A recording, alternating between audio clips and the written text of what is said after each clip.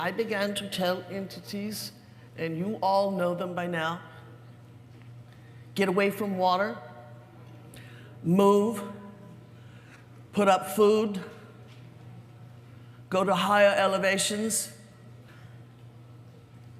and above all, become sovereign in your hovel. Buy gold, and at that time, it was an embarrassing small amount. So embarrassing, everyone's financial advisors never bought it because they knew better. So this is how that story goes, you know. Now, really important, get you a piece of land. It doesn't have to be large much, you know. Build from the wonderful castles you lived in before, a beautiful modest home to begin with, that you own it, and then you add to it all the time. And then make certain that there is food can be grown, and most of all, water, water, water. That's your water. See, the whole idea of sovereignty, now that we look back, was to preserve you against the fluctuations that in many people's world, when someone calls me a demon, I refer them to Wall Street and to the bankers. That's who the demons are.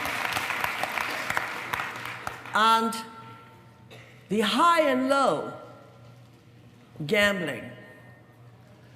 But a long enough time before, I had convinced entities to work to sovereignty, and to own your home and to own your land, and no one can take that from you. And to grow your food and to drill the wells for your water. Simple. If you start simple, you have room to grow. If you start large, you're not going to grow with it. Simple. And many of you did that. And many entities came and did that and were angry because the days to come didn't come. So they sold their lovely sovereign land and their places to preserve themselves and left. And went out and moved to a more social environment, financed their hovels that they bought there, lost all the land, and then we had a savage financial crisis. We could say that all those people who had all those pensions, indeed all those savings, who were gambling, whose home they had borrowed against for even more loans. It was savage what happened. They lost everything. And then, because that banker must be given all of your money to bail them out, otherwise the end of the world will happen, to preserve a Great Depression for them created a Great Depression for everyone else. Now, these are facts that you can look back on and say, was he preparing us for catastrophic events? Yes. Losing your fortune is a catastrophic event. Losing your hovel is a catastrophic event.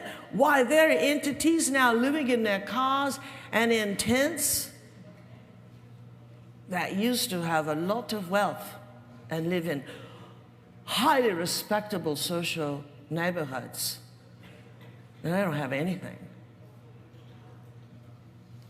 And then came, no one could pay for their mortgages.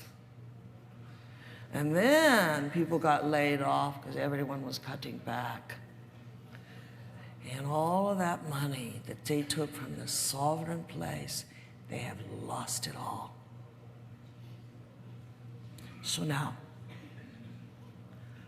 The idea of sovereignty is the greatest investment hedge against tyrants. And so we could say today in this school that catastrophe that have brought the American people, the Icelandic people, the Greek people, the Irish people, the Portugal people, the Spanish people, and into London, and that's about to get worse, to their knees.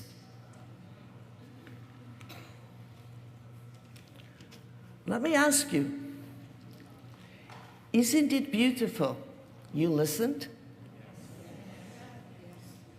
Because those who did and had the mind to create it or the resources to make it so never lost their home because it was already paid for. And when water and food becomes rare, they have plenty and they're sovereign. And when power goes out, they aren't even on the grid. They didn't even know it went out. That's wealth. And what was so grand is that was seen in the future. And that would be something everyone had the capacity to do. Just make the decision, move, and change. And if you do, this days to come event will not touch you. I want you to know,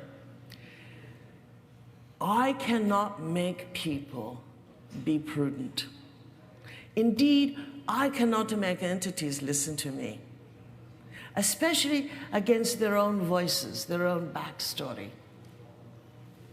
I cannot interfere with their reasoning because they don't want me to interfere. They don't want to hear me. This sounds like a good deal, I'm gonna go for this. It's your life. I want you to remember that these changes in environment, households, lodgings, lifestyles,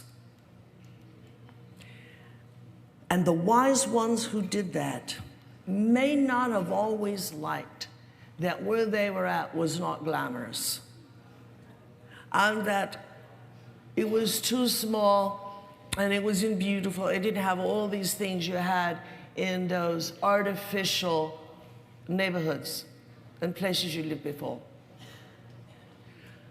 But how many of you who listened to me went through that breakdown of the financial systems, the money markets, the mortgage markets, and the retractions in the jobs market? These are all terms that I have learned. I have other terms for them. How many of you, because you listened and changed your world, still have your home today, you are sovereign, and you have lost nothing, and you are not on the street? Raise your hand.